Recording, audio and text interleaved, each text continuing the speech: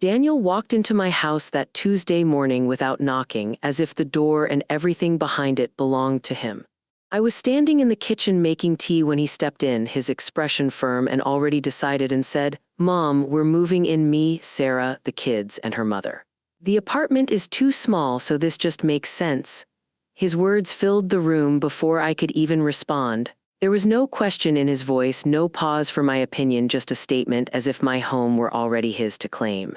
For a moment, I simply stood there, listening to the quiet clink of my spoon against the cup, trying to process what I had just heard. This house, every corner of it, was built from decades of my hard work, years of cleaning, saving, and going without so that one day I could finally have something of my own. And now, my son stood in front of me, calmly deciding how it would be used without even asking. I didn't argue, I didn't raise my voice or tell him to leave. Instead, I gave a small nod, the kind that made me look tired and agreeable. But inside, I was anything but. My thoughts were sharp, clear, and moving quickly. Daniel believed he had just taken control of the situation, but what he didn't realize was that I had already begun to think several steps ahead.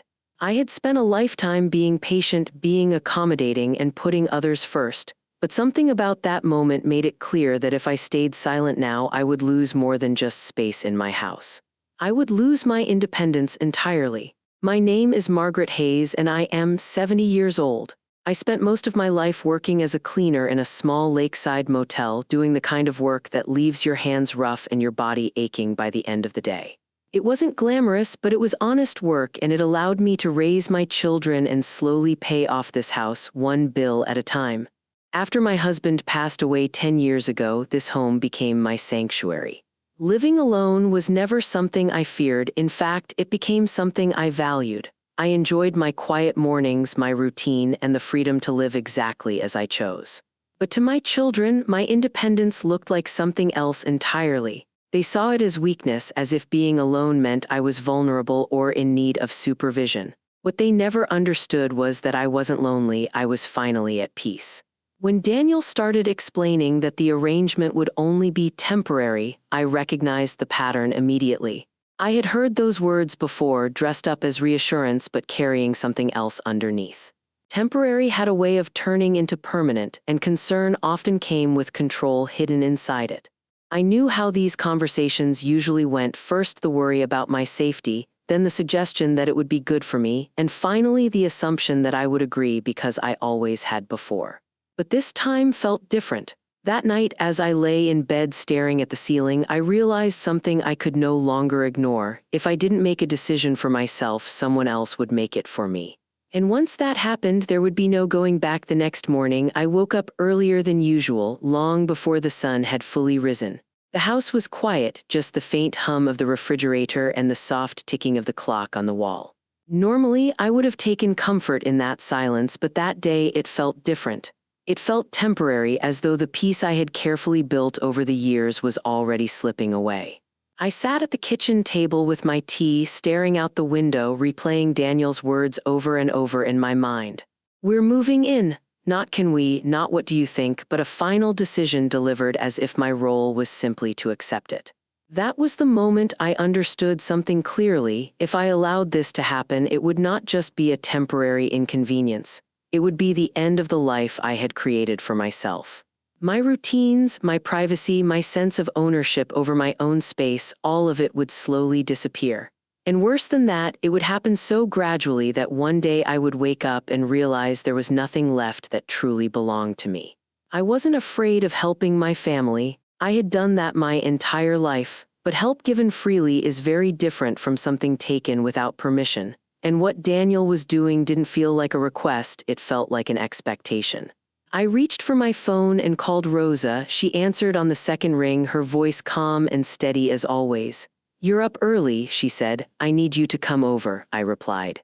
"I think it's time." There was a pause, but not the kind filled with confusion. Rosa understood tone better than most people understood words.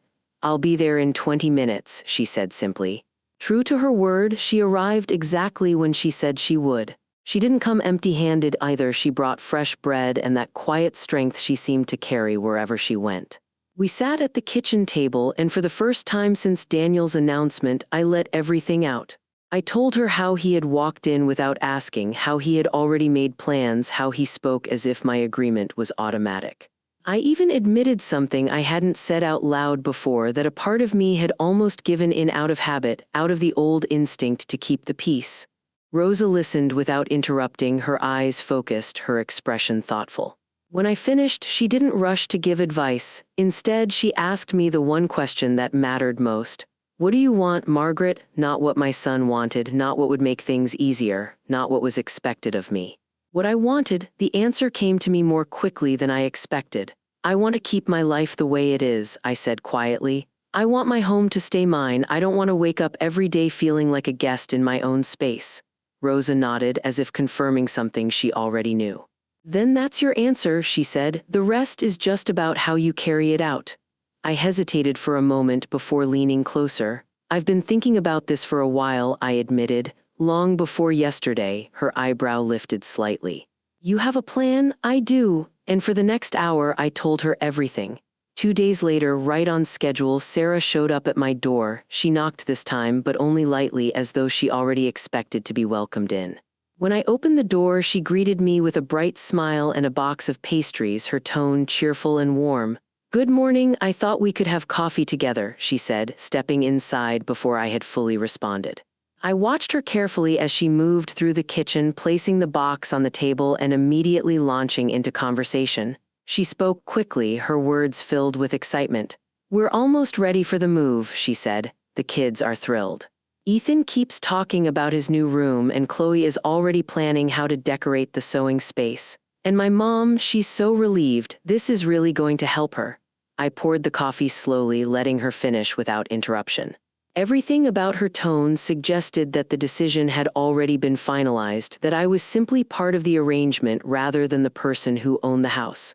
When she finally paused, I set the cup in front of her and took my seat. Sarah, I said gently, can I ask you something? Of course, she replied, still smiling. Did you or Daniel ever ask me if I wanted this? The smile didn't disappear immediately, but it faltered just enough to reveal uncertainty underneath. She looked down at her hands, then back at me. Daniel said you were okay with it, she answered. He told me you thought it would be good to have us here. I held her gaze, my voice calm but firm. That's not true. The shift in the room was immediate. I'm not lonely, Sarah, I continued. I'm independent, there's a difference. And no one asked me what I wanted. For the first time since she arrived, she didn't have a response ready. The confidence she walked in with began to crack, replaced by something more uncertain. I didn't realize, she started, but the sentence trailed off. I know, I said softly. Because no one thought it was necessary to ask me. She left not long after that, the pastries still sitting untouched on the table. As the door closed behind her, I felt something small but significant shift in my favor. It wasn't a victory in the usual sense, but it was a beginning. The assumption that I would quietly accept everything had been challenged. That evening, Daniel returned. This time, he didn't bother with calm conversation. He walked in quickly, his expression tight with frustration. What did you say to Sarah? He demanded. I was sitting in my usual chair, a piece of fabric in my hands, stitching slowly and carefully. I didn't look up right away. I finished the stitch, set the fabric aside, and then met his gaze. I told her the truth, I said. He let out a sharp breath. She came home upset. She said you're suddenly against everything. What is going on, Mom? What's going on? I replied evenly, is that I was never asked in the first place. He threw his hands up in frustration. We talked about this. No, I corrected him calmly. You told me about it. That's not the same thing. His jaw tightened. Why are you making this so difficult? Everything is already arranged. The kids are expecting it. We've made plans. And none of those plans included asking me, I said. He stared at me as if trying to figure out when things had changed. You're being selfish, he said finally. The word hung in the air between us. For a moment, I felt its familiar weight, the years of conditioning that made me question myself whenever I put my own needs first. But this time, I didn't let it settle. No, I said quietly but firmly, I'm being clear. He opened his mouth to argue, but I continued before he could.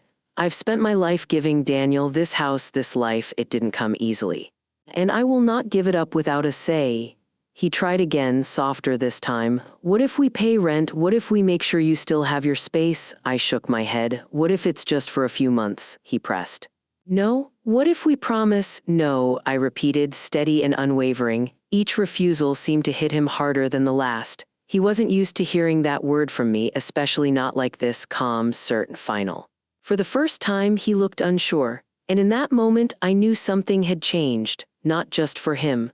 For me, the morning of Saturday arrived brighter than usual, the sunlight spilling across the front yard as if nothing out of the ordinary was about to happen. But I knew better. I had been preparing for this day quietly, carefully, and without hesitation. By 9 o'clock sharp, I heard the low rumble of a moving truck pulling up outside. I stood by the window for a moment, watching as it came to a stop in front of the house that had once symbolized everything I had worked for, and everything I was now ready to let go of. Daniel stepped out first, full of confidence, his movements quick and purposeful. Behind him came Sarah's car, the children pressed eagerly against the windows, their excitement clear even from a distance. Her mother sat in the back seat, looking tired but expectant, as if she already believed she had a place waiting for her inside. Another car followed, filled with relatives ready to help unload, all of them moving with the certainty of people who believed the outcome had already been decided. Boxes began appearing almost immediately, carried down from the truck and stacked neatly along the driveway. The children ran toward the house, laughing, their voices cutting through the quiet morning. Sarah started giving instructions, pointing toward rooms, organizing where things would go. Daniel stood near the truck, directing the movers like a man in charge of his own property. For a moment, I stayed inside, watching it all unfold. Then I opened the front door and stepped outside. "Good morning," I said calmly. Daniel turned toward me with a broad smile. "Morning, Mom, we're right on time." "Can you open the door wider so we can start bringing things in?" I shook my head. "That won't be necessary." The words were simple, but they landed heavily. The activity around us slowed, then stopped altogether. The movers glanced at each other, unsure. Sarah froze mid-step, a box still in her hands. "What do you mean?" she asked. "You're not bringing anything into this house," I replied. Daniel's expression shifted instantly, the confidence draining from his face and replaced with disbelief. "Mom, what are you talking about? We've already organized everything. The truck is paid for."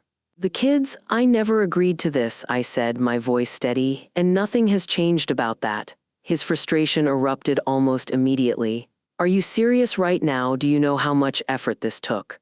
You're going to embarrass us like this?" "That's not my responsibility," I answered calmly. "I told you no." Sarah slowly set the box down, her eyes moving between us. Her mother stepped out of the car carefully, leaning on her cane, looking confused. "Where is my room?" she asked softly. I turned to her, my tone respectful but firm. "There isn't one." The silence that followed felt heavier than anything that had come before. One of the movers, an older man with gray hair and a kind but cautious expression, stepped forward. "Ma'am," he said gently, "if this is your property and you don't want anything brought inside, we can't proceed." Daniel turned on him immediately. "Just wait a minute," he snapped, but the man didn't move. "This is her house," the mover said simply. That was the moment everything shifted. Daniel looked back at me, his anger rising again, but this time there was something else mixed into it, something closer to realization. He threatened legal action, raised his voice, and accused me of being cruel, of tearing the family apart over something that, in his mind, should have been simple. I let him speak. And when he was done, I said only one thing. "Bring your lawyer, Daniel, and bring proof that this house belongs to you." He had nothing. At that exact moment, Rose's car pulled up beside the curb. She stepped out, calm as ever, walking toward me with quiet confidence. "Everything all right?" she asked. I gave a small smile. "Everything is exactly as it should be." Daniel stood there, breathing heavily, but there was nothing left for him to argue. Slowly, one by one, the boxes were carried back onto the truck. The excitement that had filled the air just minutes earlier was gone, replaced by tension and quiet embarrassment. Eventually, the vehicles pulled away, leaving the driveway empty once again. I stood there for a long moment after they left, feeling something settle inside me, not guilt, not regret, strength. The very next morning, I received a call from the real estate agent. "The keys are ready," he said. When I held them in my hand later that day, they felt different from any keys I had ever owned. They weren't just access to another house, they were a symbol of something I had finally reclaimed. My independence. Rosa met me at the old house to help pack. We didn't take much. Just the essentials: clothes, important papers, a small box of photographs, and my sewing machine. The rest no longer felt important. That house had once represented everything I had built, but now it felt like something I had outgrown. As we carried the last box to the car, my neighbor, Mrs. Collins, walked over. "Margaret, is it true you're leaving?" she asked. "Yes," I replied. She looked surprised. "After all these years." "Was it because of Daniel?" I paused for a moment before answering. "It wasn't because of him," I said. "It was because of me." She didn't fully understand, but she nodded politely, and that was enough. My new home was smaller, quieter, and exactly what I needed. The first morning there, I sat by the window with my tea just as I always had, but this time the peace felt different. It wasn't something I was protecting anymore. It was something I had chosen. The days that followed were simple in the best way. I created a routine that belonged entirely to me. I spent time sewing again, not out of obligation, but because I enjoyed it. I even tried new things, joined a small art class, took longer walks, and allowed myself the freedom to exist without constantly thinking about what others needed from me. Daniel called a few times at first, then less. Eventually, the calls stopped. His lawyer reached out once, suggesting that the sale of the house might be contested, but I made it clear there was nothing to discuss. Everything had been done legally, properly, and entirely within my rights. For the first time in years, I wasn't worried about being pressured or persuaded. I was at peace. A few months later, on a quiet Sunday afternoon, the doorbell rang. When I opened it, I found Ethan and Chloe standing there, their faces lighting up the moment they saw me. "Grandma," they shouted, wrapping their arms around me. Behind them, parked at the curb, was Daniel's car. He didn't get out. "Dad said to tell you he misses you," Ethan said quickly. I smiled softly and crouched down to their level. "And do you miss me?" I asked. They both nodded eagerly. I stepped aside. "Then come in." I showed them around my new home, the small kitchen, the cozy living room, and finally my sewing space, neatly arranged with bright fabrics and thread. "It's so pretty," Chloe said. "Can you teach us?" Ethan asked. "Of course," I replied. We spent the afternoon baking cookies, laughing, and enjoying each other's company. For a while, everything felt light again, free from tension, free from expectation. When Daniel finally came to the door, he looked different. Quieter. "Mom," he said, "can we talk?" I stepped outside, closing the door gently behind me. "I was wrong," he admitted. "I should have asked you. I didn't think about what you wanted." It wasn't a perfect apology, but it was real. I nodded slowly. "The children are always welcome here," I said, "but this is my home, and that has to be respected." He agreed.